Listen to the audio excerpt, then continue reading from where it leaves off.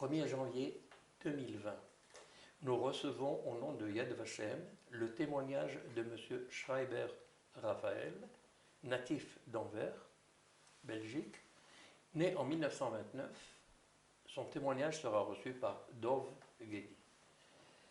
Monsieur Schreiber, quel est votre premier souvenir de cette époque? De la guerre. De la guerre. L'origine de vos parents, par exemple, s'il vous plaît.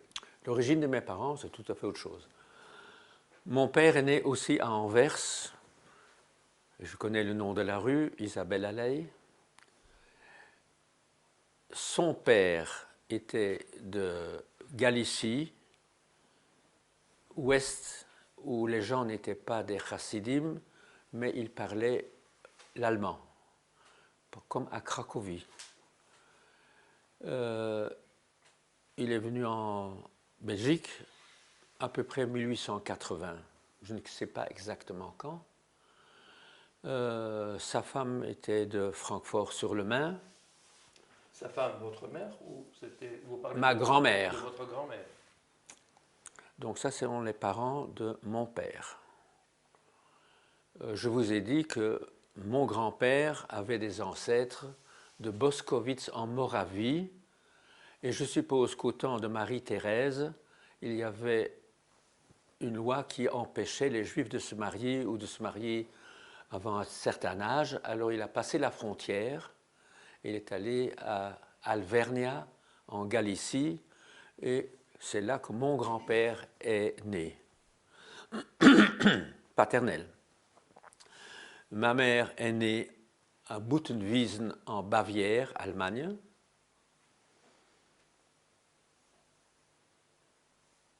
Elle a grandi à Francfort-sur-le-Main. Mon grand-père maternel avait comme mère une Rosalie Tedesco d'origine de Paris. Et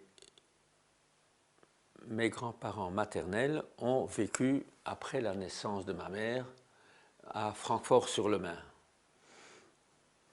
On peut remonter plus loin, il y a des ancêtres, Venise, Paris, etc. Non, votre père et votre mère. Voilà. Mon père est mort de maladie en 1939, quand mon jeune frère, le plus jeune, avait 6 semaines. Ce qui fait que ma mère est restée seule avec 4 enfants.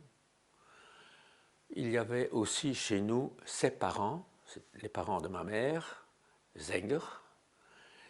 Il y avait aussi un cousin et une cousine qui étaient les enfants du frère de ma mère, que ma mère a fait venir, probablement c'était en 1935, d'Allemagne, avec mes grands-parents, peut-être pas au même moment. Cette cousine a eu un problème de dos, elle était longtemps à l'hôpital, et son frère, mon cousin Raphaël Zenger, il allait à l'école professionnelle. Votre père, à l'avant son décès, que faisait-il comme métier? Il était associé avec son frère, mon oncle Gustav Schreiber. Ils n'étaient pas dans le diamant, ils étaient commerçants, ils importaient du jute et du chanvre. Le jute servait à faire des sacs, pour autant que je sache, et le chanvre pour faire des cordes. Ils avaient des clients en Belgique, ils avaient des clients en France aussi. Et votre mère? Et ma mère, elle élevait les 4 enfants. Et lorsque vous venez de me dire que cette nombreuse famille, vous aviez une tante, vous aviez des grands-parents qui habitaient, donc quelle était l'envergure de votre appartement? On habitait d'abord, Van Diepenbeekstraat 65, dans une maison. De combien de pièces? Vous me demandez beaucoup. C'est toute une maison, il y a rez-de-chaussée, premier étage, deuxième étage et une mansarde. Il y avait de la place. Il y avait un jardin. Mais au début, mes grands-parents, les parents de ma mère, n'habitaient pas avec nous. Ce n'est que quand mon père est mort, en face de là où nous habitions, il y avait une mikva de la Shomer Hadat. Je vous ai dit, à la mort de mon père, ma mère est devenue donc veuve, elle a obtenu un job dans la mikva de la Shomer Hadas.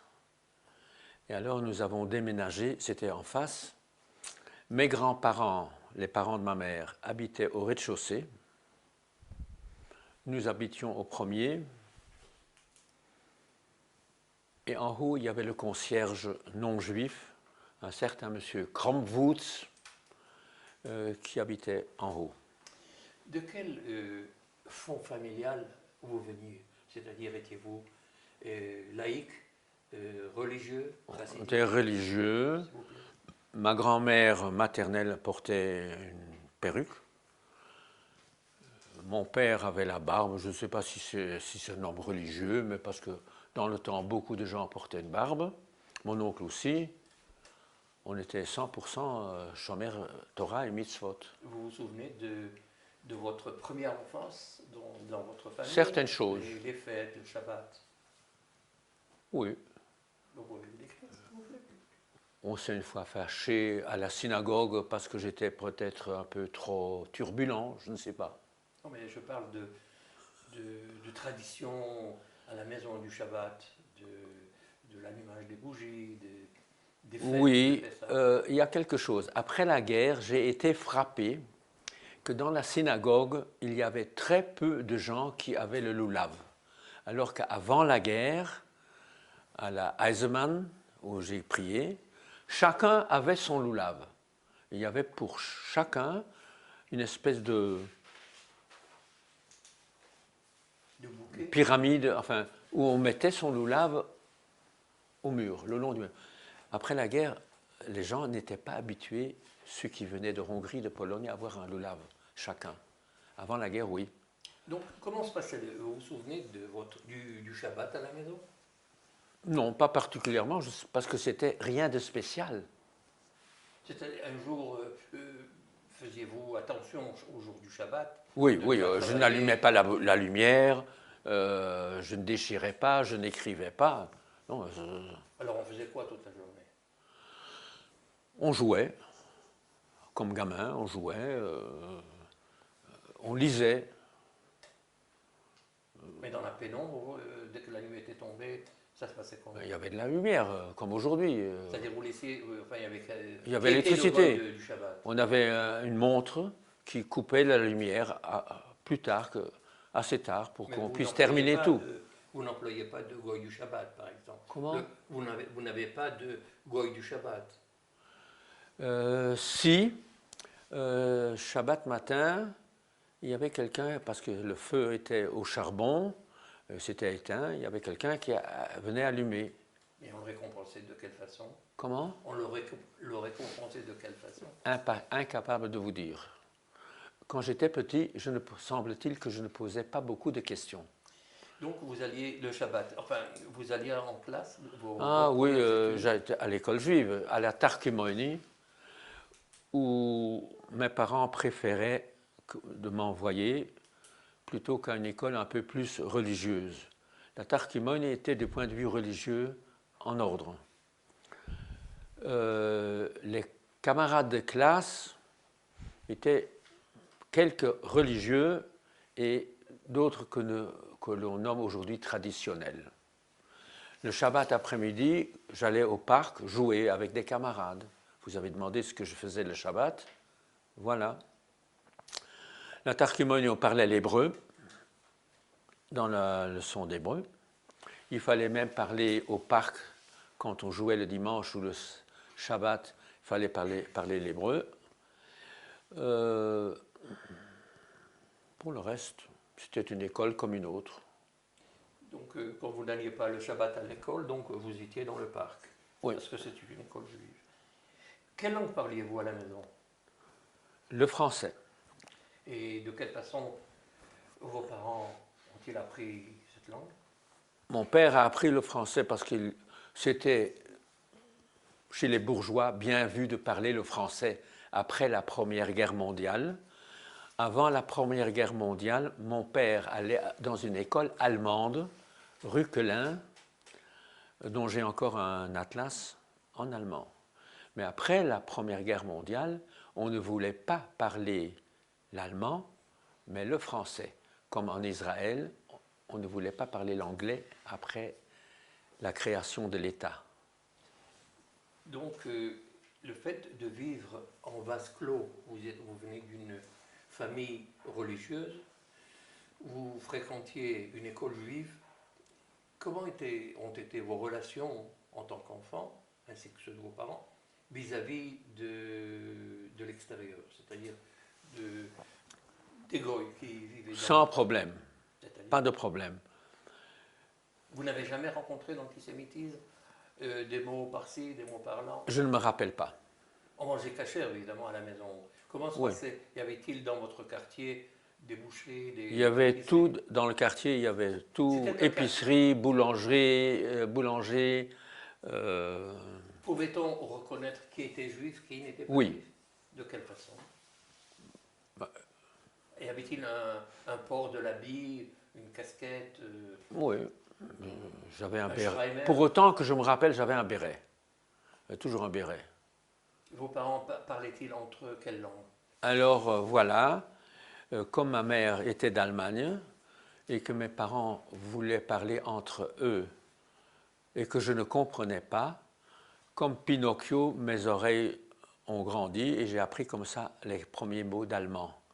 Et je parlais l'allemand aussi avec les parents de ma mère quand ils sont venus d'Allemagne. Ils sont venus d'Allemagne, je crois, en 1934. Votre famille se composait de combien de personnes? Ma mère, mon père et à la fin 4 enfants. Quand nous avions des invités, il y avait de la place. Je me rappelle de 2 enfants d'un cousin de ma mère, d'un cousin de mon père. Ma mère est allée l'hiver 38-39 à Nuremberg chercher ce cousin de mon père avec sa femme qui avait une fabrique de jouets et il ne voulait pas partir. Et ma mère a dû le convaincre de partir de Nuremberg, d'Allemagne, parce qu'on savait en Belgique et en Suisse mieux qu'est-ce qui se passait en Allemagne que les Juifs qui étaient en Allemagne. Surtout à Nuremberg. Surtout à Nuremberg. Ouais, ils ne se rendaient pas compte. À ce point. Et ma mère a donc pris leurs enfants sur les passeports de mon frère et de ma sœur dans un train de nuit et de donner tous les papiers avec 10 marks au type qui s'occupait du wagon-lit. Elle a dit « laissez-moi dormir » et c'est comme ça qu'ils sont sortis, ils sont venus chez nous. Donc il y avait de la place dans la maison. Donc à partir de quel moment, lorsque la guerre est déclarée, d'abord lisiez-vous à la maison un journal? Moi, je ne me rappelle pas. Y avait-il un journal à la maison? On parlait politique, vous aviez la radio? Ce dont je me rappelle, c'est que quand il y avait la guerre Russie-Finlande, on distribuait des crayons que l'on vendait pour aider la Finlande. Vous me demandez un souvenir, voilà. Je vendais des crayons pour aider la Finlande. Et vous preniez d'où ces crayons? Je ne me rappelle pas. Qui les distribuait, je ne sais pas. Et lorsque la guerre a éclaté, lorsqu'il y a eu l'occupation allemande en 1940, de quelle façon l'avez-vous appris? Je vous dis de suite, mais je vais ouvrir d'abord une parenthèse. La guerre contre la Pologne a commencé le 1er septembre 1939. La France y est mis le 4 septembre. Et mon oncle, le frère de mon père, pensant qu'il va se passer la même chose qu'à la Première Guerre mondiale, a envoyé sa femme et ses enfants à Vichy. Il faisait la navette toutes les 2 semaines, parce qu'il travaillait encore en Anvers, et il voulait aussi que ma mère fasse la même chose, et ma mère avait un visa pour la France. Seulement à ce moment-là, mon frère est tombé malade, pas le plus jeune, et le visa a été périmé, ce qui fait que nous sommes restés en Belgique jusqu'au 10 mai. Le 10 mai, je me rappelle, à 6 heures le matin, je suis allé avec le concierge Kramvoet sur le toit et j'ai vu au loin les avions, je ne peux pas dire que je m'en rappelle, mais j'ai vu des explosions de fumée du côté du port. Et puis je suis redescendu et je me suis habillé, je suis allé à l'école et je suis revenu à la maison. Hurrah, on n'a pas classe, parce que les profs étaient mobilisés. Vous me demandez, le 10 mai. Je me rappelle aussi le Shabbos suivant, 11 mai, je suis allé apporter à manger à ma cousine qui était à l'hôpital Stuyvenberg. Et en passant, j'ai vu des longues files de gens qui étaient de nationalité allemande. Et puisque la guerre a éclaté, ils devaient se présenter, ils devaient aller prendre le train et on les a plus tard amenés à Gurs ou à Saint-Cyprien, je ne sais pas. Mais je me rappelle cette file d'attente. C'était des Juifs? C'était des Israéliens? Théoriquement, tout le monde, tous les Autrichiens et Allemands devaient se présenter. Mais y a-t-il une différence entre... Je ne me rappelle pas. Vous parlez de Gurs, donc vous saviez que c'était des Juifs. Supposé. Les vrais Allemands espions n'y étaient pas dans cette colonne. Je suppose que... Y avait-il une forme d'exode en direction de la France? Attendez. Je parle de Shabbat. Dimanche, mon oncle est venu. Il a dit à ma mère, il a loué un taxi, nous partons.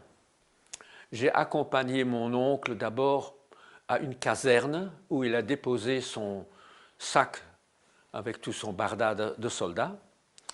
On est allé chez lui, là où il habitait, Sternborgstraat, et il est revenu. Entre-temps, ma mère a emballé ce qu'on pouvait emballer, et ma mère et nous 4 enfants, on s'est installés avec mon oncle dans un taxi, et nous avons roulé jusqu'à la frontière française.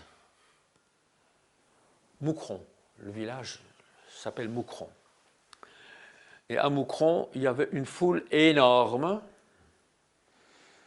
et beaucoup de gens, et pas des juifs, des non-juifs. Plus tard, j'ai compris pourquoi. C'est qu'à la Première Guerre mondiale, les Allemands ne se sont pas bien conduits. Il y a eu des crimes. J'ai appris ça beaucoup plus tard, à Tamine. Ils ont cru que le public, les civils tiraient sur les Allemands. Ils ont pris quelques 600 personnes, je crois. Et ils ont tiré, ils ont jeté dans la Meuse ou dans la Sambre. Vous parliez de la Première Guerre mondiale. Oui. Et c'est pour ça, beaucoup de gens. Le consul, dimanche, le consul de France était à la pêche et les gens hurlaient. C'est que c'est une honte. On n'a pas laissé entrer. J'ai dormi sur un billard avec mon oncle.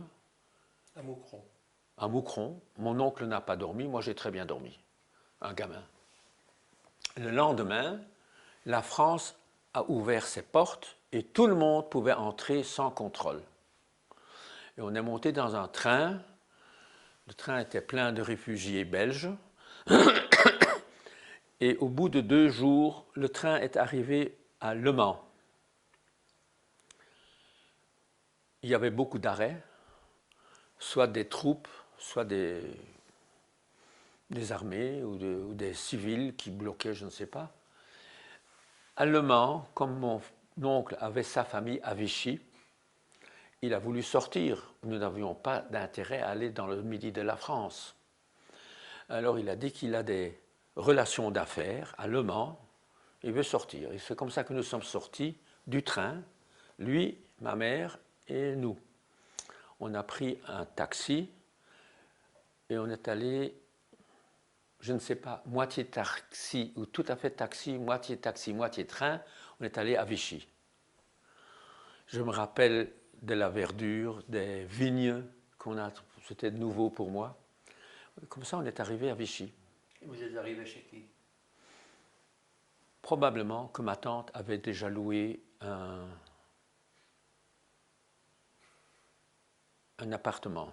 Et on y faisait quoi? Vous alliez faire quoi? Pendant combien de temps? Moi, j'allais de suite à l'école. Et vous avez gardé votre nom?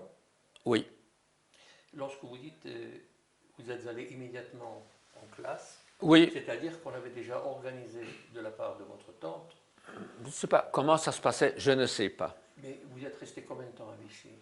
Un instant.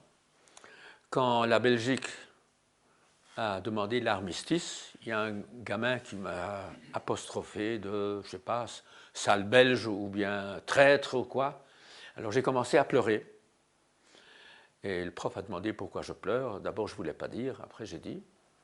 Alors le pauvre garçon, il a dû se mettre à genoux sur une règle et me demander pardon. J'étais certainement plus gêné que lui. Je ne savais pas où me mettre.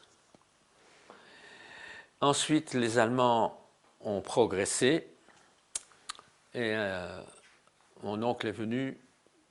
Il y a un train, on va prendre le train. C'est-à-dire que vous avez quitté Vichy? Non, on était à Vichy. Oui, mais prendre un train pour où? Hmm? Pour où?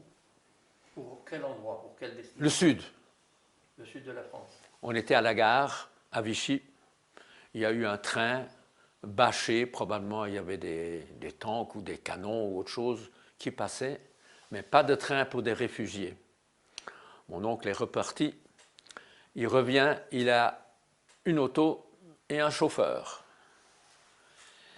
Et dans cette auto, on s'est mis devant, il y avait le conducteur qui s'appelait Hayes. Bon, je me rappellerai. Il y avait mon oncle, il y avait mon cousin sur les genoux de mon oncle, et moi j'étais entre les deux. Parce que j'étais maigre et mon cousin était plus rembourré. Donc ça faisait moins mal à mon oncle quand le cousin était assis sur ses genoux. Et mon job était, parce que c'était une vieille bagnole, je devais tenir le changement de vitesse parce que sinon il sautait sur le zéro. Et comme la batterie ne fonctionnait pas bien, allume, éteint, allume, éteint. Bon. Et derrière, il y avait ma mère, ma tante, la bonne de ma tante et 6 enfants. Il y avait 13 âmes dans cette auto. Et sur le toit, arrimées, les valises de la famille. Et on a quitté la gare de Vichy sous une pluie battante. Et au premier tournant, toutes les valises sont tombées par terre. On les a remis. On continue. On traverse le pont, à peine traversé le pont de l'Allier, en direction de Clermont-Ferrand. On est arrivé au bout de 2 jours à Millau. On a à peine passé le pont, on a entendu un grand bruit. On a pensé qu'on a fait sauter le pont. Bon, ce n'était pas vrai. Et puis, on est arrivé à Clermont-Ferrand, où beaucoup de gens ont aidé. Il y a un prêtre qui est venu apporter de l'eau chaude pour que ma mère puisse laver le bébé, qui n'avait pas encore 1 an, tout juste 1 an. Et l'autorité militaire a dit on va rester ici, se battre jusqu'au dernier homme. Alors ma tante est allée voir, je ne sais pas, le colonel ou qui, et le supplier, qu'est-ce qu'il va faire avec 8 petits-enfants? J'étais le plus âgé. Elle a obtenu la permission de quitter Clermont-Ferrand et de continuer vers le sud. Et comme ça, nous avons atteint Millau. À Millau, nous sommes restés 3 semaines. Entre-temps, il y a eu l'armistice. De Gaulle, je n'ai pas entendu à l'époque. Et mon oncle a chanté vendredi soir les Émirotes dans l'hôtel et ma tante l'a supplié de défaire sa voix basse pour que les gens ne croient pas que nous soyons contents que la France ait perdu la guerre. C'est-à-dire, à aucun moment, vous n'avez eu de frayeur d'être juif, par exemple. Non. Vous n'avez pas senti ce problème Non, à ce moment-là, à ce non. moment-là. Non. À Millau, par exemple. À Millau, non. À Millau, on est allé. Mon oncle m'a invité à visiter les gorges du Tarn et de l'Aveyron, et nous avons visité la grotte de l'Avent Armand, dont j'avais un très bon souvenir. Et on se nourrissait de quelle façon? Hmm? On se nourrissait de quelle façon dans ces moments-là? Mon oncle avait de l'argent. Et trouver de la nourriture cachère, c'était Le pain. gageur. On a du pain, du beurre.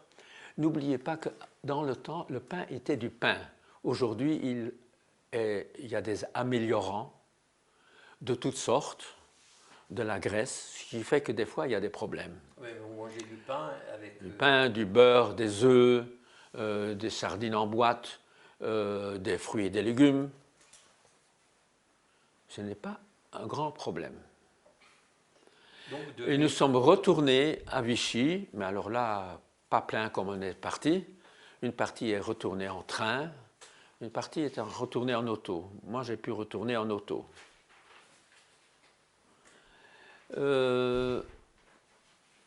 Et à Vichy, on était dans un hôtel. Je ne me rappelle plus pourquoi. Il y avait du beurre rance, ça je me rappelle. Un hôtel où on a logé seulement. C'est-à-dire, quelles ont été les raisons d'être revenu à Vichy? Parce qu'on a quitté Vichy avec quelques valises. Oui, mais on avait des casseroles, des lits à Vichy. C'était uniquement à cause du matériel ou alors vous ne pouviez plus avancer? On pouvait avancer, mais on avait nos biens, si je peux dire ce qu'on avait, on avait à Vichy. À Vichy, je me rappelle... Et pourquoi donc avez-vous quitté Vichy au départ? Je vous explique, vous êtes impatient. Ce que je me rappelle de Vichy, c'est qu'on faisait la queue pour avoir du chocolat, parce que bientôt, il n'y en aura plus. Du sucre. J'aimais pêcher, je nageais très bien, je pêchais à l'Allier, je n'attrapais jamais rien. Alors je n'ai rien emmené. Et un jour, j'ai pêché 3 poissons, des petits. Où est-ce que j'allais les mettre? Je les ai mis dans une chaussette. Et voilà, la chaussette, elle avait un trou. Arrivé à la maison, je n'avais plus de poissons. Je me rappelle que j'étais en train de pêcher. Il y a une dame sur un pont, tout près. « Au secours, il y a mon fils qui se noie !» Je vois un gamin, il y avait un petit tourbillon, c'était pas grave. Alors je suis allé et je l'ai ramené à la rive. Et la femme, la maman probablement, s'est jetée sur son fils. Elle ne m'a même pas adressé un merci. Et puis il y a eu une loi, un règlement, qu'il y avait le gouvernement de Vichy, que tous les étrangers, quels qu'ils soient, doivent quitter Vichy. Alors mon oncle, il est allé à Bandol. À Marseille, il y avait un consulat américain. Il ne voulait pas habiter dans une grande ville, mais il voulait être pas trop loin d'une grande ville. Il a choisi Bandol.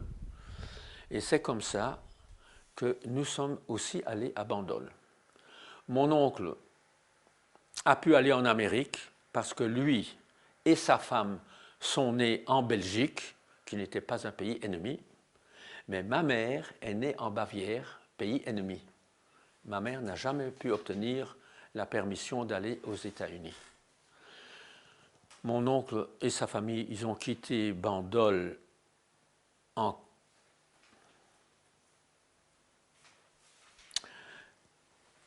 Je dis 41, mais ce n'est pas sûr.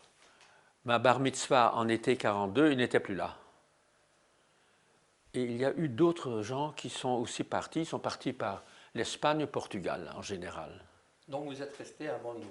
Nous, on est resté à Bandol. Combien de temps? 1er décembre 42. C'est-à-dire 2 ans? J'allais d'abord à l'école communale.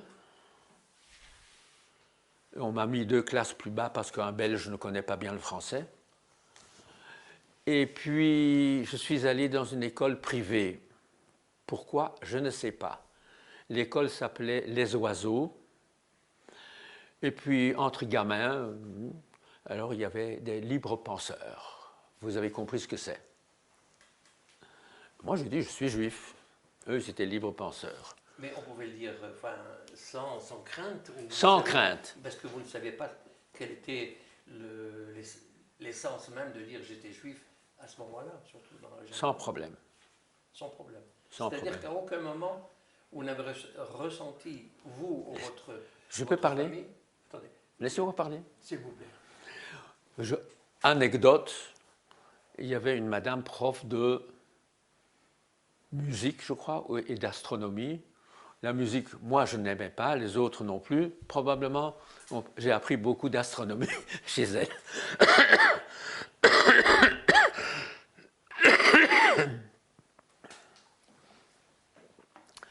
Je n'aimais pas tellement le français.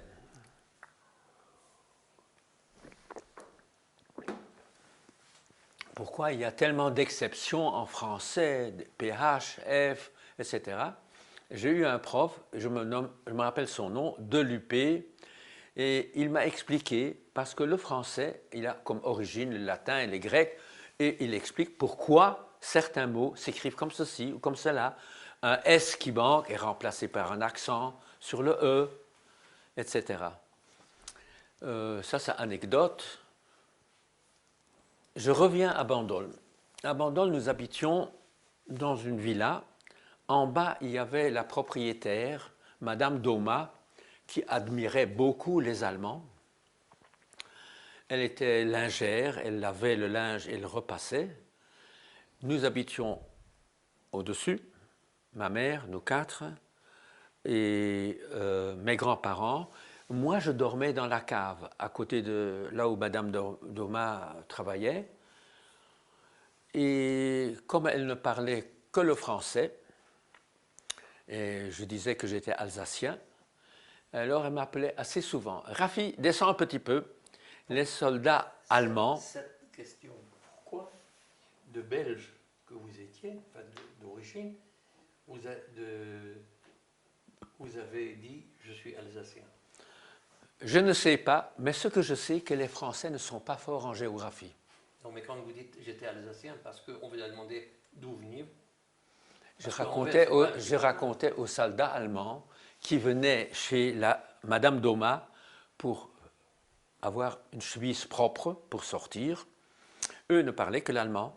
Alors elle m'appelait, quand j'étais en haut, descends un petit peu, et c'est moi qui traduisais de l'allemand en français, et vice-versa.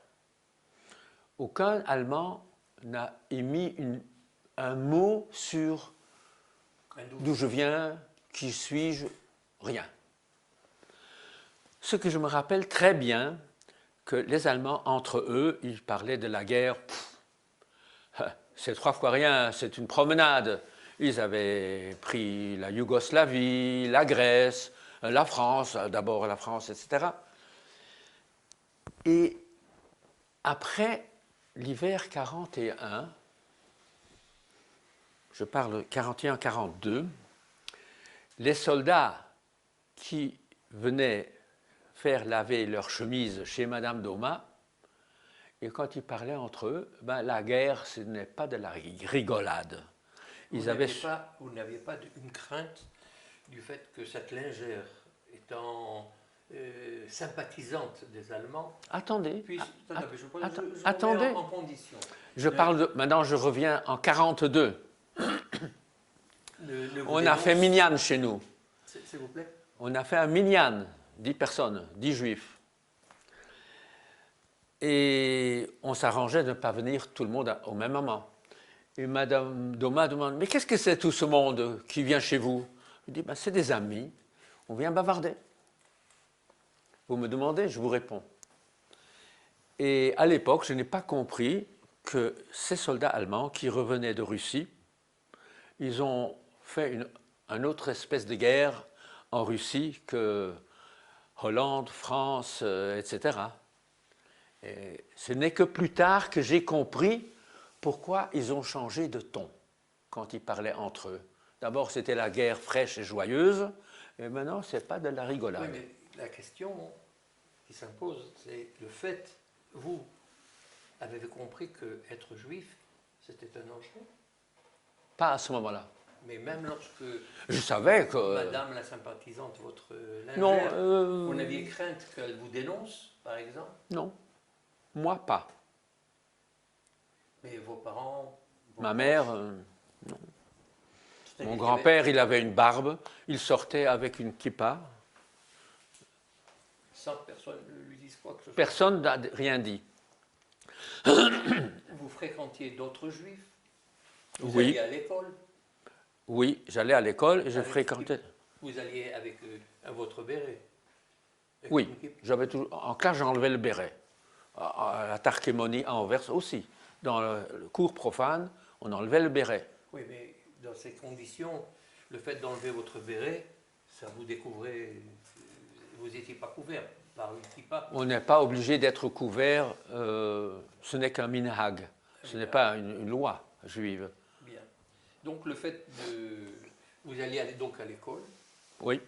Et comment se passe Comme on avait beaucoup de temps aux heures de midi, entre 11h30 et 2h, je suivais un cours chez un monsieur Abtrot. J'apprenais Dikduk, Mishnayot, Kitzur Shulchan Aruch, Chumash. Et c'est en allant chez lui que je passais devant le labo des Frères Lumière.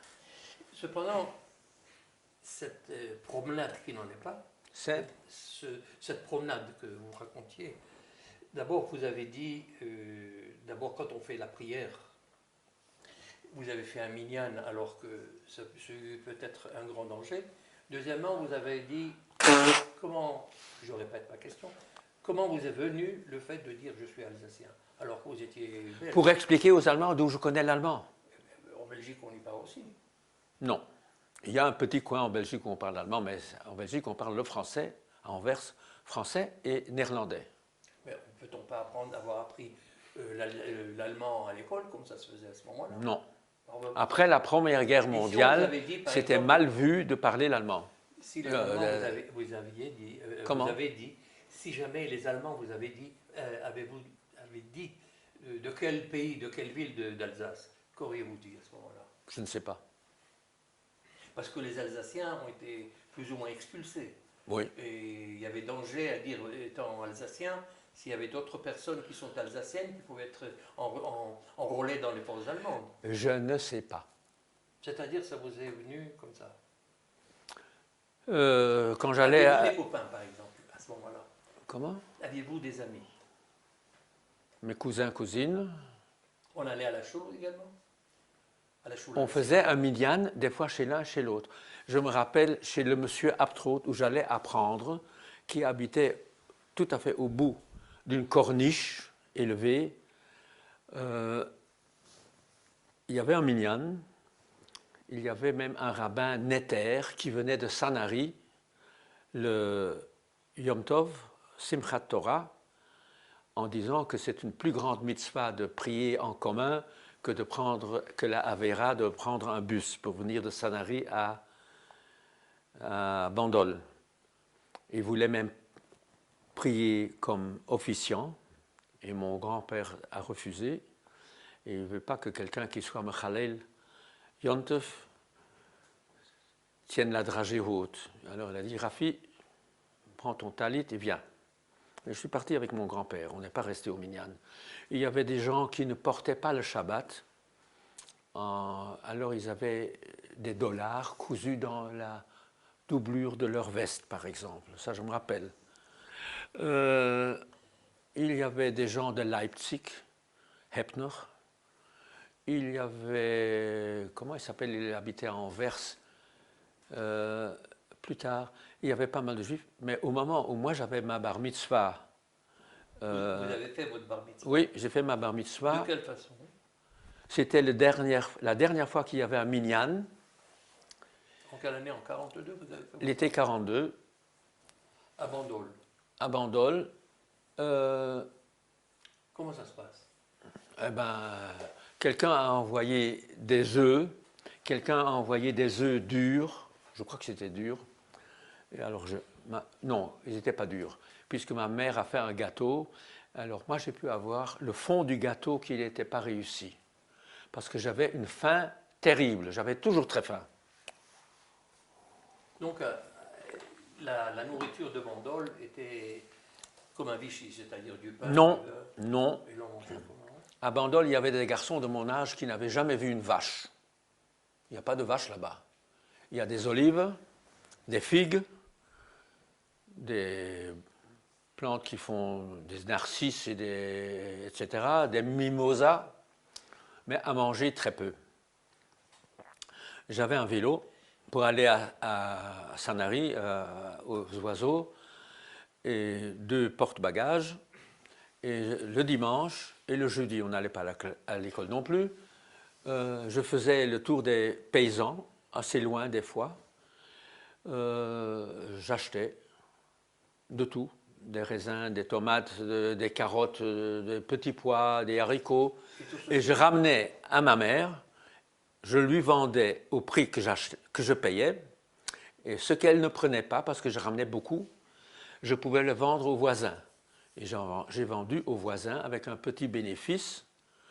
Ce petit bénéfice me permettait de louer une périssoire, parce que j'ai nagé beaucoup, et vous savez que c'est une périssoire, très étroit, une pagaie. Oui, c'est-à-dire vous passiez. Est-ce que le fait. Je n'ai pas terminé. Non, je comprends. Alors, en 1942, nous étions les seuls. Tout le monde était parti, des Juifs. Ils étaient partis en Amérique, Abtrot était parti. Il y avait une cousine d'Abtrot qui est restée, une demoiselle Frey van Hasselt, qui était une cousine d'Abtrot et qui est restée avec nous, non seulement à Bandol, mais plus tard aussi. Et elle a beaucoup aidé ma mère. Comment vous a-t-on mis en garde le fait d'aller acheter chez les paysans? Mais est-ce que vous ne viviez pas avec des tickets d'alimentation malgré tout? Avec des tickets de oui, ravitaillement? Mais ça ne suffisait pas. Oui, je suppose. Mais de quelle façon, avec les cartes d'identité, vous étiez... De quelle façon vous veniez de Belgique?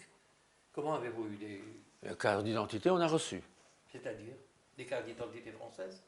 Pardon, les cartes d'alimentation, oui, bon, pas cartes d'identité. Je me suis trompé. Les cartes d'alimentation se révélaient qu'avec la carte d'identité.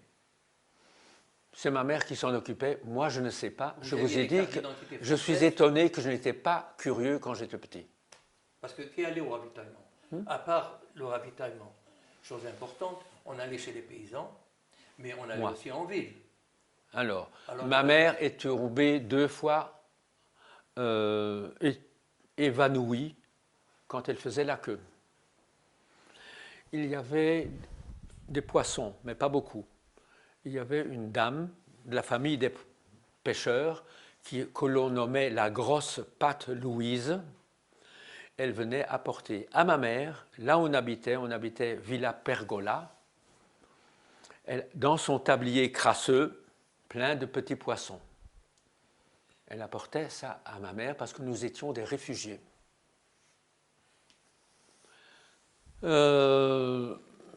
J'ai vu à l'époque Rému attablé en train de boire. Et vous le connaissiez comment, monsieur Rému? Ben, tout le monde savait, ça c'est Rému. Oui, mais vous le saviez, c'était qui? Pour vous, un personnage important du cinéma. Oui, vous avez vu des films de Rému? Vous étiez petit? Plus tard. Oui, lorsque vous m'avez dit plus tard. À Vic-Fezensac. Comment? Mais vous l'avez vu lorsque vous étiez en Belgique? Non, à Bandol. À Bandol, vous alliez au cinéma? Je ne me rappelle pas de cinéma. Alors comment avez-vous reconnu monsieur Rému? C'était qui, monsieur Rému? Tout le monde savait, ça c'est Rému. Vous me demandez trop. Lorsqu'on rencontre monsieur Rému, c'est... Il y avait beaucoup de soldats allemands, mais qui étaient en convalescence à Bandol. Je suppose. Je me rappelle, il y avait un officier qui les faisait courir, remonter la pente, le bord de la mer, monter, descendre. Alors, je voyais les soldats. Et à ce moment-là, qui travaillait pour vous entretenir?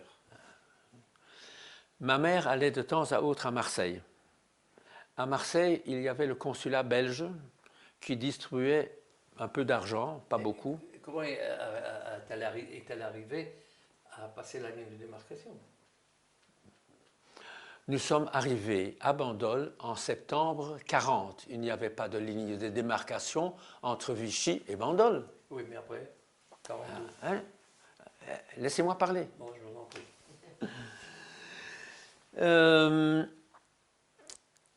Quand j'ai eu ma bar mitzvah, déjà avant, mon oncle est parti et il m'a laissé un chauffard.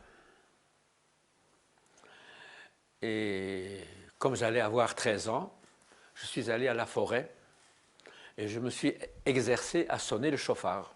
Alors j'ai fait 2, 3, 4, et puis je suis allé 100 mètres plus loin parce que j'avais peur. On va me dénoncer que je transmets quelque chose aux Anglais, je ne sais pas moi. Et c'est comme ça que j'ai appris à sonner le chauffard. J'ai sonné le chauffard l'été, automne 42, pour ma famille, pour mon grand-père, ma grand-mère, ma mère, etc. Attendez. J'allais souvent à la forêt Attendez. parce que ma mère n'avait pas de bois pour préparer à manger. Excusez-moi, le fait de vivre à cette époque tragique, qui fournissait les fonds pour vivre, à part aller à Marseille? Alors, je vous dis, il y avait un consulat belge où ma mère recevait une somme, je ne sais pas combien. Il y avait mon oncle, si longtemps qu'il était là, il donnait à ma mère et il a laissé une certaine somme. Ma grand-mère tricotait pour des gens. Et mademoiselle Frey van Hasselt, une dame âgée, avait des pièces d'or qu'elle a prêtées tout le long de la guerre à ma mère, aussi bien à Bandol que plus tard à Vic-Fezensac. Et ma mère a pu le lui rendre après la guerre parce qu'il y avait une assurance vie de mon père qui était aux États-Unis. Et elle a pu rendre ces pièces d'or. Donc, quelle est la raison la raison ou les raisons qui vous ont obligé à quitter Bandol? Attendez. Je vous ai dit que j'achetais des légumes et des fruits chez les paysans. Mais je suis aussi une fois allé travailler dans un village qui s'appelle Le Beausset, chez un propriétaire de pêche et d'abricots et de pêche-abricots. J'ai travaillé là-bas. J'ai reçu un salaire. Un beau jour, plus tard, il y a une carriole tirée par un cheval qui est venu à la villa La Pergola et qui a demandé « Schreiber, où est-ce qu'il est ?» Et ma mère a tremblé de peur. C'était le patron de là où je travaillais qui est venu apporter 2 grands cajots de fruits parce qu'il a été content de mon travail. Vous demandez comment on vivait. Alors je vous ai demandé le bois. Quelles sont les circonstances qui vous ont amené à quitter Bandol? Attendez. Aux heures de midi, souvent, j'allais à la forêt ramasser du bois mort pour chauffer, pour faire la cuisine. J'étais l'aîné de la famille. Les autres ne se sont pas tellement occupés de ça. Entre-temps, j'ai eu une sœur qui a eu la scarlatine, assez grave. Et ma mère a demandé, nous avions une tante, sœur de mon père, à Zurich. Et via la Croix-Rouge, ma sœur, ayant eu la scarlatine, a pu aller pour quelques semaines, 4 ou 6, en Suisse, en convalescence. Et ma tante, Flora Actuarius, a réussi à garder cette sœur jusqu'à la fin de la guerre. Ce qui fait que c'était un souci en moins pour ma mère. Et qui a amené votre sœur en Suisse? Croix-Rouge. La Croix-Rouge qui venait la France organisait, avec la Suisse, des voyages pour des enfants sous-alimentés en Suisse. Mais ils revenaient en France au bout de 4 ou 6 semaines, alors que ma sœur a pu rester, grâce à ma tante. Donc, je continue. S'il vous plaît. Il y a à Saint-Cyr, il y avait la gendarmerie pour Bandol, je ne sais pas pourquoi. Et celui-là, il n'était pas gentil avec ma mère. Il avait le papier sur la table, mais il devait le remettre seulement le lendemain. Et ma mère, je ne sais pas. Et ma mère, elle a dû faire les 9 km le même jour, à pied, je ne sais pas pourquoi. L'été 42, à peu près en août, là, on a arrêté des Juifs qui étaient de Pologne, de Hongrie, de Tchécoslovaquie, soi-disant. À Bandol, qui était à Bandol? À Bandol. Il n'y a plus de zone de combat dans ces pays. Il n'y a pas assez à manger en France que chacun retourne dans son pays, ce qui était très logique. Et donc, on a arrêté un monsieur, je ne me rappelle pas le nom, et sa femme est venue se cacher chez nous à la villa La Pergola. Et le lendemain, ma mère a dit, écoute, on est juif aussi, je regrette, je ne peux pas te cacher plus longtemps, je ne sais pas qu'est-ce qui est arrivé. Mais ça, je me rappelle, c'est la première arrestation dont je me rappelle, août 42. La première arrestation dont vous avez été le témoin? Non, ce monsieur n'habitait pas chez nous. C'est-à-dire, quand vous dites la première arrestation, vous les avez vus ou alors Non, j'ai vu cette dame qui est venue se cacher chez ma mère. C'est tout. Mais vous ne les avez pas vus être arrêtés? Non. C'est-à-dire, comment l'avez-vous su? De oui dire? Vous l'avez su de oui dire? J'ai vu cette dame qui est venue chez nous. Et après? Après, elle est partie. Et comment avez-vous su qu'elle avait été arrêtée? Parce qu'on l'a dit, j'étais à la maison. Hein. Aujourd'hui, je n'entends pas bien, mais à l'époque, oui. Donc, le fait que cette femme, cette dame, a été arrêtée, est-ce que vous avez un signal, quelque chose qui vous dit, il vaut mieux... Moi, non. Ma mère, oui. Et ça se passe comment? Ma mère allait souvent pas, mais à Marseille, il y avait un restaurant Frant, un restaurant juif. Et je suppose que c'est là-bas qu'elle a rencontré des gens. À quelle date, je ne sais pas. Ça doit se situer probablement entre août 42 et décembre, 1er décembre. Il y avait un juif qui s'appelait Rudel et qui avait à Pujaudran, Pujaudran est à peu près 30 km à l'ouest de Toulouse, il avait un moulin pour moudre du grain, et quand il fallait se déclarer la religion, ma mère a déclaré à Bandol juif, lui il a déclaré orthodoxe, ce qui était vrai, mais les Français ils ont compris autre chose, grec orthodoxe. Et je suppose que c'est via lui que ma mère a entendu que dans le Gers, il y a à manger.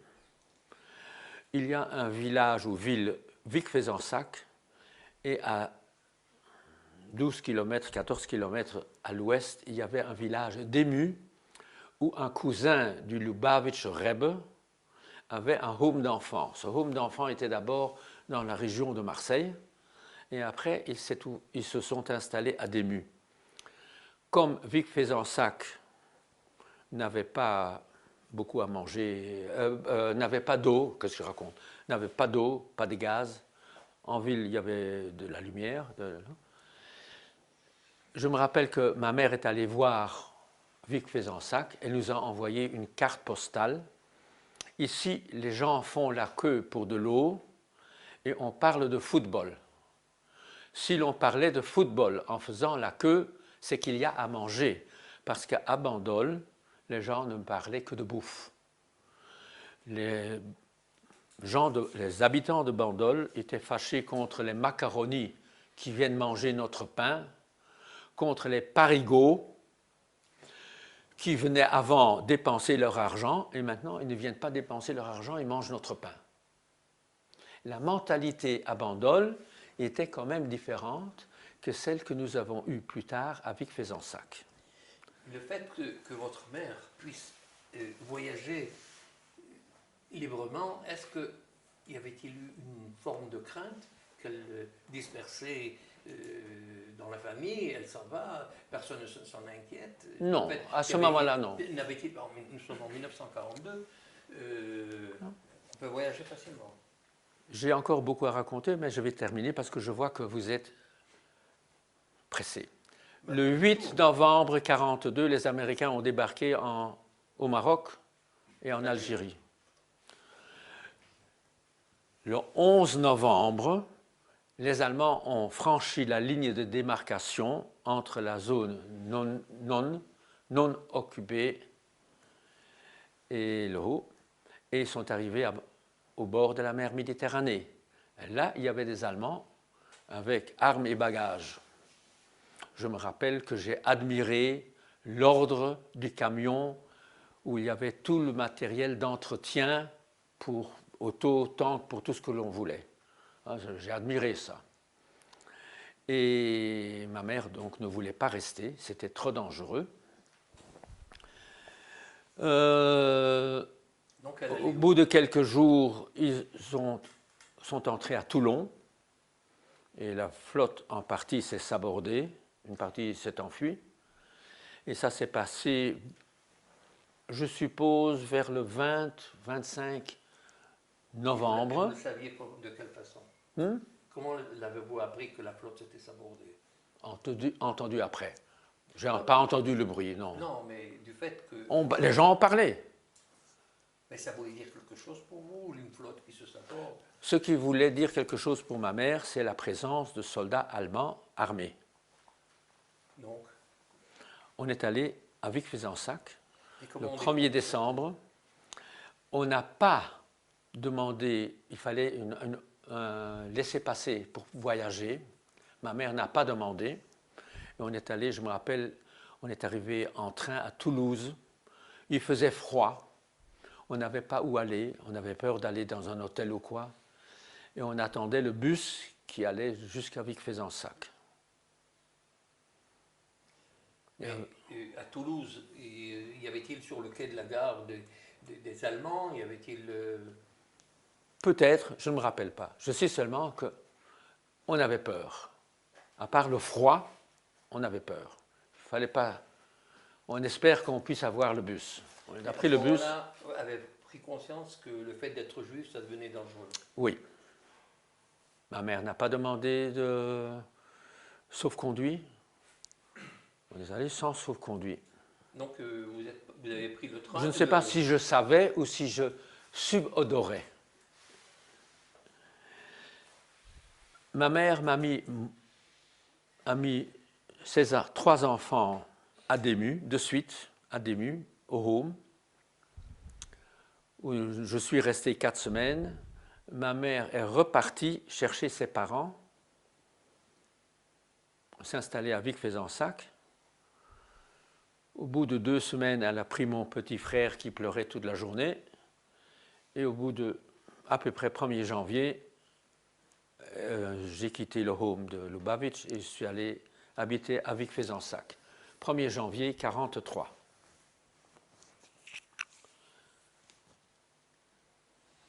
Et comment s'organise votre vie à ce moment-là? Je suis allé de suite à l'école. J'ai encore le cahier. C'est une agglomération. Je crois avec les paysans autour, il y avait 5000 âmes. Quand même. En ville même, je ne sais pas combien. Je suis de suite allé à l'école. Chaque lundi, je venais avec un papier. Veuillez excuser l'absence de mon fils samedi. Il avait mal à la gorge, il avait mal au nez, il avait mal aux oreilles, il avait mal aux poumons, il avait mal aux cheveux, tout ce que vous voulez. Mais chaque lundi, j'apportais un papier. À un certain moment, un jour, je rêvais. Alors, Raphaël, qu'est-ce que tu fais? Tu rêves? Tu attends le Messie? Demande le prof. Plusieurs élèves ont dit, oui, monsieur, il l'attend. Tout le monde savait qu'on était juifs. Donc, le papier que ma mère envoyait, c'était pour le couvrir, lui. Donc, les fêtes telles que Hanouka, Pessah, c'était du passé, pour l'instant? Non. Comment avez-vous fait fêter Hanouka à ce moment-là?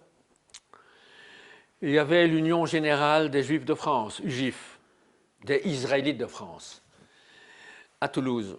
Il fallait il fallait venir avec des cartes, il faut prévenir à l'avance qu'on voulait des matzot, et il fallait venir avec les tickets. Et aujourd'hui encore, je ne comprends pas comment ça se fait que ma mère m'a envoyé, moi, à Toulouse, dans la souricière de l'UGIF, pour acheter des matzot. Et le fait de voyager comme ça n'a éveillé aucun... Ma mère a été appelée en justice à Auch, parce qu'elle est venue à Vic-Fezensac sans autorisation. Le juge lui a donné 100 francs d'amende et lui a demandé de ne plus recommencer. Point à la ligne, c'est tout.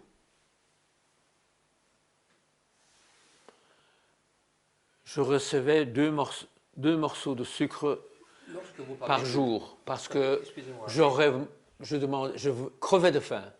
Alors un instant, j'ai épargné les morceaux de sucre. Je vous parle de bandol, je reviens en arrière. Ma mère a fait une compote avec des pommes qu'elle a épluchées. Les épluchures de pommes, j'ai cuit avec de l'eau. Et ce sirop, j'ai ajouté le sucre. J'en ai fait de la confiture que j'ai envoyée à des gens à Gurs. Le fait d'avoir parlé de l'UGIF, vous parlez de la souricière. Pour quelle raison? Vous l'avez appris bien après, parce qu'au même moment, vous ne saviez pas que l'UGIF était sous contrôle allemand. Si vous saviez qui allait dans... Donc, je vous parle de 43 et de 44. L'UGIF était sous contrôle allemand. Alors, de quelle façon oui. Avez-vous appris cette souricière et qui a osé vous envoyer? Monsieur, en ville, avant la guerre, j'allais d'un endroit à l'autre, je ne marchais pas, je courais. Je courais toujours. Et je me rappelle que si on m'attrape à Toulouse, je vais m'enfuir, je sais courir. Idiot, un gamin. J'avais déjà 13-14 ans. Mais est-ce que vous avez, en cas de pépin... Quoi? En cas de pépin, c'est-à-dire en cas d'arrestation ou de contrôle... Je m'enfuis. Vous aviez une excuse, vous aviez un mot, une réponse à quelque chose? Rien. Je vous dis, beaucoup plus tard, je me suis demandé comment est-ce que ma mère a pu m'envoyer. Il n'y avait pas d'huile. Il y avait un épicier à Vic qui avait reçu des boîtes de cirage. Mais comme il n'y avait pas de graisse, le cirage était dur comme une pierre. Il allait le jeter. J'ai demandé, est-ce que je peux avoir des boîtes vides? Il dit, prends le tout. Bon, j'ai pris des boîtes, j'ai sorti le bloc noir qui aurait dû servir de cirage. Au milieu, j'ai fait un trou. J'ai acheté de l'alcool à brûler. C'est du méthanol, hein? C'est pas à boire. Et de la ouate. J'ai fait au milieu, dans le trou, j'ai mis la ouate. C'est-à-dire du coton? Oui, du coton. Et c'est comme ça j'ai eu des bougies de Hanouka. Je crois, je peux me tromper, que Pessah 43, nous n'avions pas de vin et on avait 4 verres de thé. Est-ce que c'était du thé ou pas, je ne me rappelle pas. Mais l'année d'après, j'avais fait du vin moi-même. On a eu du vin pour Pessah. Et le fait de festoyer, par exemple, comme Hanouka, comme Pessah, est-ce qu'on se souvenait des prières à ce moment-là? Vous aviez des livres de prières qui vous... J'avais des livres de prières. Ma mère a fait... Le voisin avait un moulin à main. On a moulu, on a tamisé, et pour Shabbat, ma mère a fait des petits pains. Le pain était meilleur. Le pain du Shabbat, la challah. Petit pain pour Shabbat matin. Mais alors ma mère voulait que mon petit frère fasse la bracha. Et le petit voisin qui s'appelait Durban, Jean-Pierre Durban, que tu as connu vieux, il venait parce qu'il jouait avec mon petit frère. Et ma mère disait, dit la bracha, Boruch Ato Hashem. Mon frère ne voulait pas dire. Mais le voisin, il a gentiment dit la bracha parce qu'il voulait aussi avoir un petit pain. Voilà. Ça, c'est Je me rappelle, ma mère a... et la matzah, comment l'avez-vous eu en 1943? À l'UGIF oui, uniquement? oui. En 1943, je suis sûr que j'allais à Toulouse. Mon grand-père est mort novembre 1943. J'étais dans le bus avec les matzot, dans le bus. Le bus s'est arrêté à Pujaudran. Il y a quelqu'un qui appelle de l'extérieur « Schreiber, Schreiber !» J'étais dans le bus, mais je ne pouvais pas bouger. Et il m'a remis 6 matzot shemurot pour ton grand-père. Je ne pouvais pas sortir du bus, on était serrés comme des sardines. Vous me demandez, je vous réponds.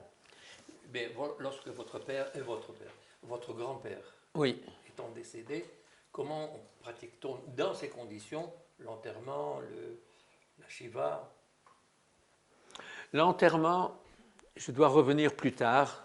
Il y avait un monsieur, Robert Samuel, une famille avec 8 enfants, qui était à ce moment-là à Dému.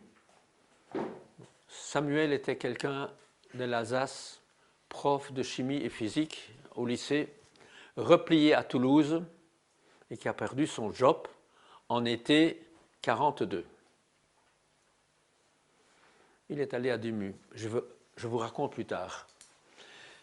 C'est lui qui a fait la tahar avec... Il y avait quelques juifs à Vic-Fezensac.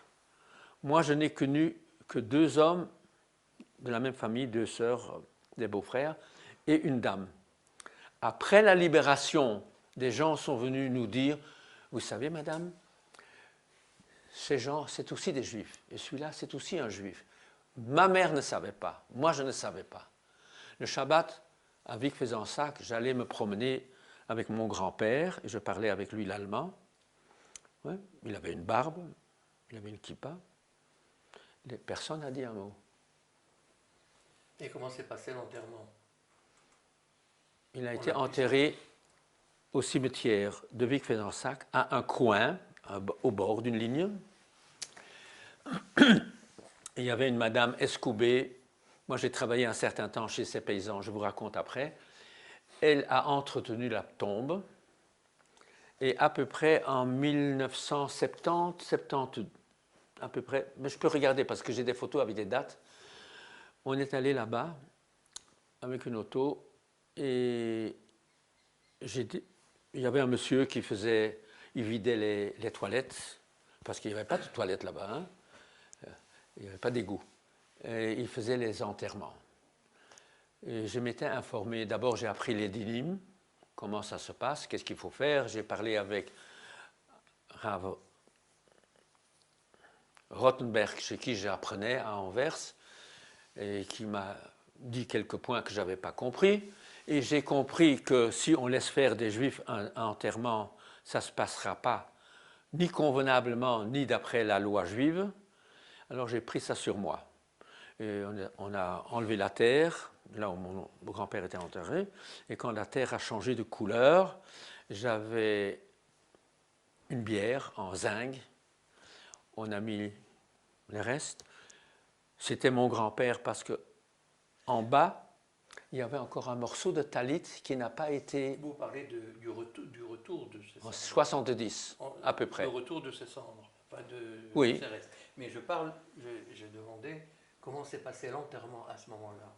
Bon, on a enterré, privé. C'est-à-dire qu'il a pris en charrette, une voiture, ça s'est passé de quelle façon? Probablement une charrette, parce qu'il n'y avait pas de voiture. Mais qui a fait qui a lié la tahara, c'était M. Samuel avec encore un juif, un de ses 2 beaux-frères. Et chez vous, on peut être assis, il ne faut rien faire. Il n'y avait pas de minyan, mais... Donc l'année s'achève de quelle façon? L'année de 1943. 43. Disons début 44. Y a-t-il un changement? Y a-t-il une amélioration dans votre mode de vie? Vous m'avez parlé d'avoir travaillé chez Madame Escoubé. Non, c'était Garrett, c'était la fille Escoubé. J'allais à l'école. Le jeudi, j'allais déjà travailler. Je ne me rappelle pas quoi à ce moment-là. La mentalité, l'air de la rue avait changé. Les Américains avaient débarqué en 1942, fin 1942. Rommel reculait devant Montgomery. Non, mais ça, vous parlez d'histoire. Oui, mais je lisais, un instant, je lisais les journaux. Les Allemands étaient coincés devant Stalingrad. Ceux qui admiraient les Allemands commençaient à entrevoir que l'Allemagne va peut-être perdre la guerre. Et on sentait le ton des gens. Vous parlez de 1944, par exemple, l'année du débarquement. De quelle façon cela vient à vos oreilles? L'année de 1944, vous aviez le débarquement en Provence, vous avez le débarquement... Ça, c'était 15 juillet 40. Mais, disons 6 juin, Normandie. 6 juin, oui. De quelle façon cela vient à vos oreilles? 6 juin, très vite. Là, le débarquement en Provence, je ne me rappelle pas. Comment est-ce que je l'ai appris? Mais... On a dit que vous lisiez les journaux, donc... Oui. Je me rappelle Tobrouk, El Alamein, Benghazi et tout ça. L'été 43, j'ai travaillé chez une famille Garrett. Il y avait un monsieur et madame Garrett, une fille veuve, Escoubé. Le cadre, ma mère a choisi à Vic-Fezensac pour habiter. Au bout du village, on était l'avant-dernière maison, adossée à une colline. Le rez-de-chaussée en bas aurait pu servir comme cuisine. Premier étage donnait de plein pied au jardin et aux vignes et aux champs derrière. Comme ça, si jamais il y a une alerte, on peut s'enfuir par derrière. Donc vous sentiez qu'il y avait un danger dans l'air. Elle a choisi aussi Vic-Fezensac pour que j'apprenne le jeudi à Dému et le dimanche à Dému Torah, Halacha, etc. En fait, à ce moment-là, j'avais encore un vélo. Je suis allé chaque jeudi. J'ai échangé des Mickey et des Hopla probablement, et je n'ai rien appris. Personne ne s'est occupé de moi. Ils sont d'ailleurs partis avant Pessah 43 pour aller à Voiron, où il y avait les Italiens. Et c'était un domaine, un château avec 48 hectares, 480 dunams, forêt, landes, vignes, étangs, tout ce qu'il fallait. Et plus tard est venue une famille, Samuel, ce prof de physique-chimie, et qui s'était installé là-bas, qui était un shochet ofot, dont on a profité un peu, et chez qui j'ai travaillé pendant plus d'1 an quand il était à Dému. En qualité de quoi? En qualité de quoi vous avez travaillé? Il était question d'ouvrir une harshara et j'étais le premier et le dernier. Comme moi, j'avais déjà travaillé chez un paysan, j'étais le mumche hagadol. Harshara, vous vous entendiez dans le sens de l'agriculture? Oui. C'était in à l'époque. Mais c'était... Pour un juif, pour aller après en Israël. Qui devait... c'est ça. C'était donc planifié avec la sornout, avec le... Rien. C'est-à-dire une harshara dont les élèves devaient être qui? Des juifs qui cherchaient à se planquer. Donc il y avait une infrastructure, c'est-à-dire des chambres. C'était un château. Il y avait encore 2 employés réfugiés espagnols. Il y avait 2 vaches et 4 bœufs. Je vais déjà en avance. On a vendu au fur et à mesure. On est resté avec 2 vaches qui travaillaient, qui ne donnaient plus de lait alors. Et comme moi je savais combien d'œufs on peut mettre sous une poule pour couver, et traire une vache, et mettre un joug sur une paire de bœufs pour travailler, j'étais déjà en avance par rapport à ce monsieur Samuel et ses enfants.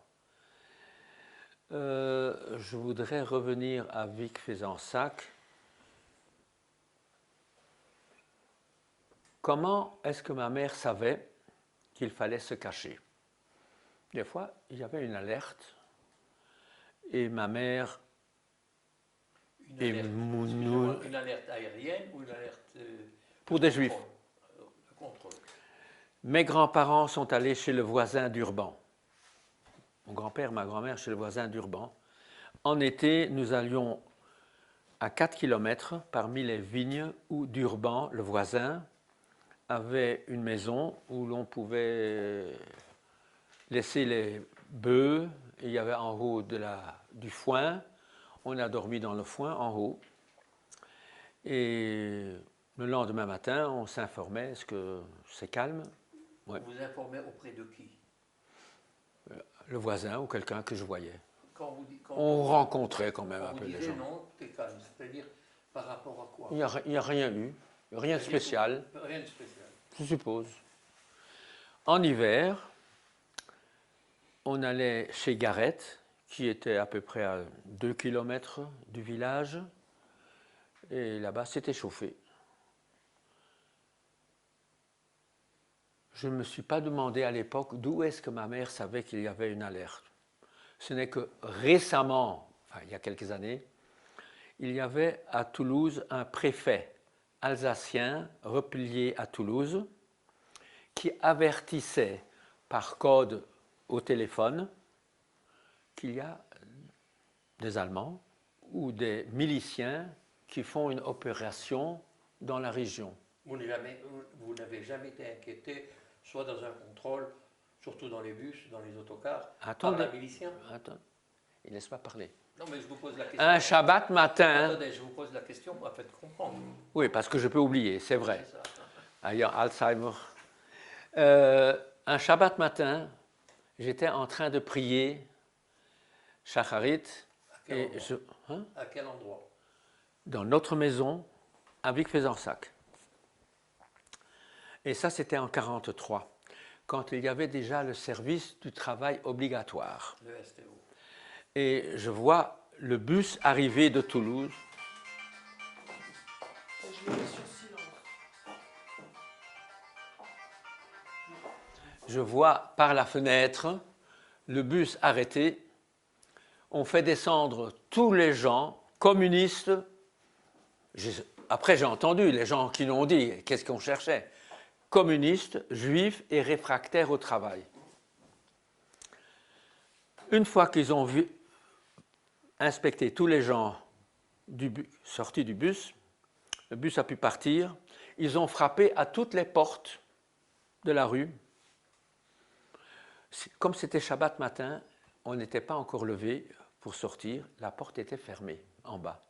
Ils ont frappé, on n'a pas ouvert, ils sont allés chez les voisins. Personne n'a dit que nous étions juifs.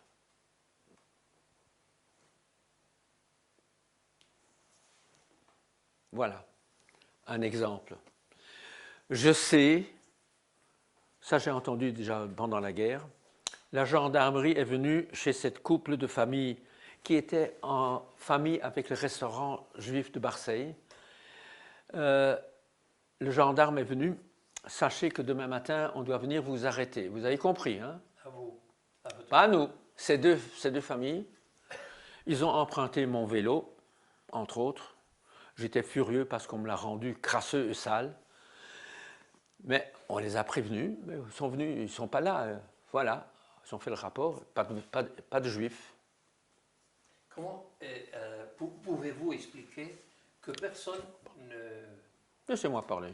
Non, mais je vais vous poser la question. On avait sur les cartes d'alimentation juifs. Oui. À la mairie, on a demandé, venez peu avant midi.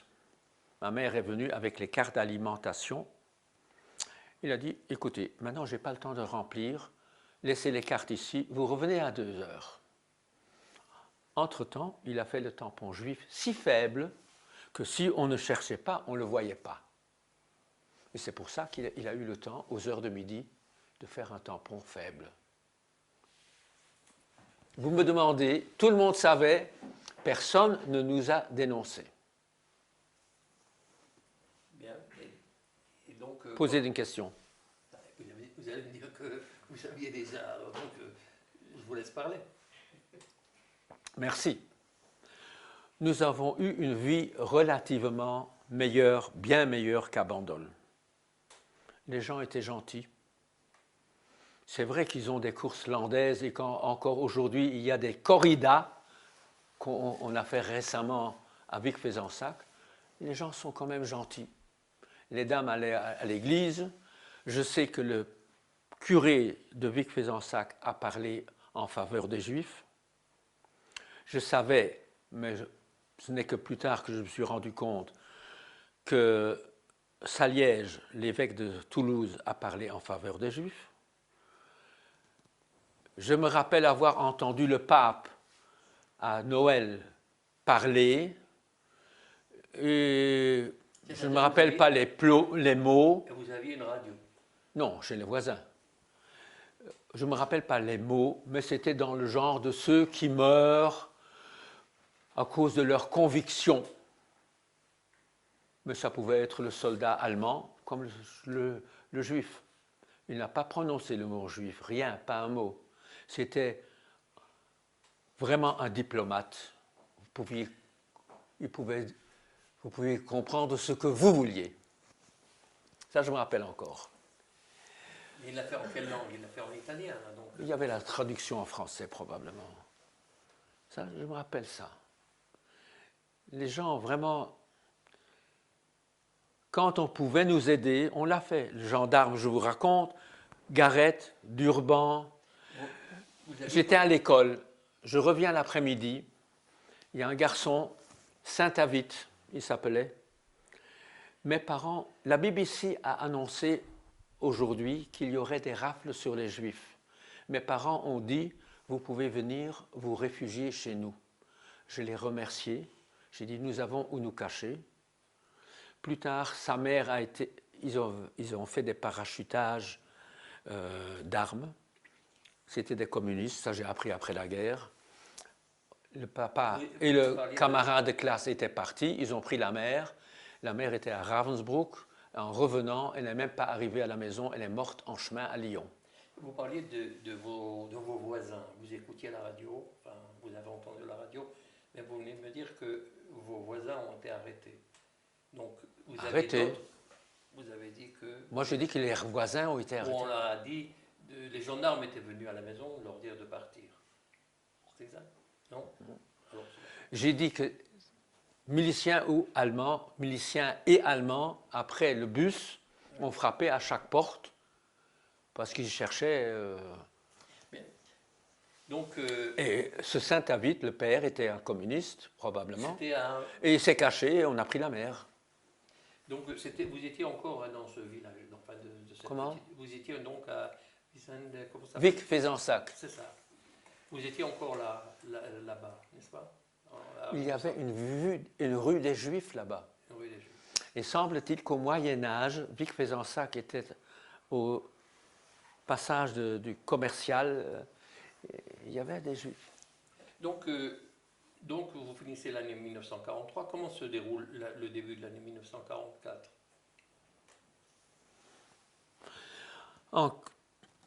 À partir de l'été 43, à peu près Rosh Hashanah, jusqu'à 44, même époque, j'ai travaillé chaque dimanche. J'allais au début à vélo, après à pied parce qu'il n'y avait pas de caoutchouc pour les pneus et les chambres à air. J'allais 14 km au château de Seignebon, là où il y avait avant Lubavitch et maintenant la famille Samuel, et je travaillais là-bas. Comme quoi, vous m'avez dit? Je labourais, je savais mettre un joug sur des bœufs, je fauchais l'herbe, je plantais du maïs, on allait chercher l'eau à une mare où il y avait de l'eau potable, On coupait du bois. Il y avait à faire. Donc, Un jour, arrive une auto allemande, parce qu'on avait peur déjà. Quand on n'entendait pas de bruit, parce que les gazogènes faisaient plus de bruit que les autos allemandes, il y a 4 officiers allemands qui sortent. Madame Samuel me dit, va vite dire à Jean-Jacques, un de ses fils, de ne pas venir à la maison. Il était occupé à quelque chose, et dit à mon mari qu'il ne rentre pas. Alors je suis sorti, et je suis allé dire, et c'était 4 officiers qui avaient demandé au village qu'est-ce qu'il y a comme curiosité. On leur a dit le château de Seignebon. Ils ont fait le tour de la maison, ils ont pris des photos, et ils sont repartis. C'est tout. Pour vous dire, on avait peur. Plus tard, c'est-à-dire, plus tard, ça se situe là. je réfléchis, en 1944, je suppose, se sont installés des résistants. Dans une partie du château, ils avaient leur logement. Ils avaient pris 2 collaboratrices auxquelles ils ont coupé les cheveux, tondus, qui devaient leur faire la cuisine et le ménage et le linge. Vous parlez de Et 1944 4. et vous dites de 2 collaboratrices, c'est-à-dire que c'était bien après la guerre alors à ce moment-là. C'était après la libération. Non, on n'était pas libérés. Mais le fait d'avoir tondu, c'est... J'ai compris plus tard que ces 2 dames, on les a attrapées amies des Allemands ou de la milice, par exemple. Oui, mais ça ne pouvait se faire qu'à partir de la libération de la France. Bon, alors, Un jour, ma mère est venue me visiter, moi. On ne l'a pas laissé entrer, à peu près 1,5 km du château. Il y avait un des résistants qui ne l'a pas laissé passer. Alors il a fallu que je vienne dire c'est ma mère et il n'y a pas de danger, elle peut entrer au château. On était, je dirais, protégés par des miliciens, des résistants. Ils partaient en camion, armés. Des fois, ils venaient avec un blessé. Des fois, le blessé venait 2-3 semaines plus tard parce qu'il était quelque part à l'hôpital. On avait peur de eux. Dans quel sens? C'est qu'ils jouaient un petit peu à la mitraillette. Un jour, il y avait le costume de bain de Madame Samuel qui pendait à sécher et il a été percé. Elle avait 8 gosses. C'est une famille nombreuse. Mais on s'entendait bien avec les résistants. Et à partir de quel moment, de quelle date, y a-t-il eu la libération de cette région? Eh bien, le mot libération, c'est difficile à dire, puisqu'il n'y avait pas d'Allemands, de toute façon.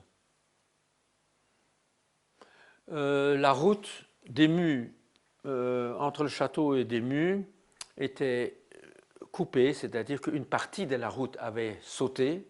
On pouvait passer à pied, à vélo, avec une vache, mais pas avec une auto. Est-ce qu'il y a encore la guerre ou pas? Vous saviez qu'il y avait encore la guerre ou pour vous c'était terminé?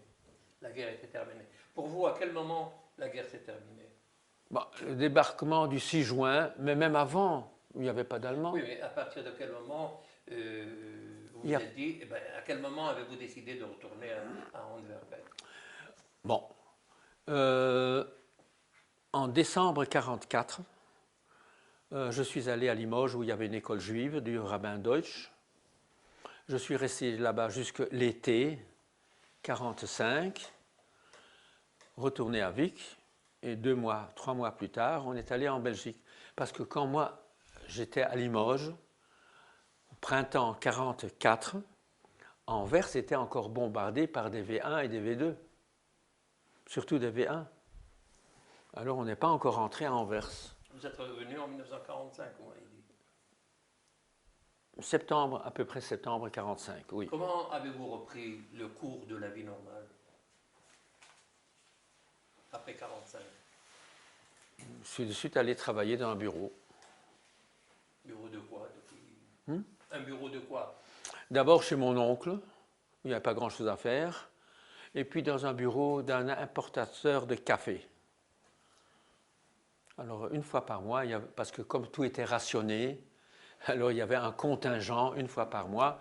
Une fois par mois, il y avait des factures à faire, sinon il n'y avait pas grand-chose à faire. Monsieur Schreiber, je vous remercie de votre témoignage, puisque vous êtes arrivé en Belgique. Qu'est-ce que j'ai encore oublié? Vous n'avez rien oublié, ou pas? Enfin, vous vous êtes marié, à quelle époque? Les gens étaient très gentils et on était occupés avec nos problèmes. Je suis atteint de procrastination. C'est-à-dire que vous remettez tout au lendemain? C'est peut-être ça. C'est peut-être parce que je n'avais pas d'argent. Je n'avais pas encore soufflé, que je l'ai pensé très tard grâce à ma fille Léa. Il s'appelle Ouais, d'écrire. J'ai écrit souvenirs et témoignages. Ça faisait 3 pages. J'ai envoyé ça à Vic Fezensac en demandant de publier ça à mes frais dans un journal local. Alors ils m'ont dit, écoutez, pourquoi est-ce que vous ne viendriez pas chez nous? On vous organisera une réunion. Et c'est ce qui est arrivé la première fois. Qui était là? Toi, Joël et toi. Alors, il y a eu une réception et j'ai parlé. Il y avait combien? 25 personnes? Tu crois plus? Bon. Et puis, on a fait une demande pour Yad Vashem. Et 2 ans plus tard, on est revenu. On a distribué les médailles aux familles d'Urban et Garrett, où j'ai tenu encore une fois un petit discours. Et dans ce petit discours, entre autres, qu'est-ce que j'ai dit? Non seulement il fallait remercier les grands-parents d'Urban et Garrett, mais peut-être encore plus leurs enfants, qui eux avaient des petits-enfants jeunes et qui pouvaient trembler pour leurs enfants. Deuxièmement, je remercie tout Vic Fezensac, parce qu'il suffit d'une personne pour que la catastrophe nous arrive. Tout le monde savait, personne n'a parlé. Et j'ai encore ajouté une phrase, je ne me rappelle pas très bien la phrase, à une époque où ceux qui auraient dû nous montrer la voie se sont tus. Je pensais au pape et à Pétain, etc. J'ai tourné la phrase assez diplomatiquement. Ça, c'était le deuxième petit discours. Monsieur Schreiber, je vous remercie.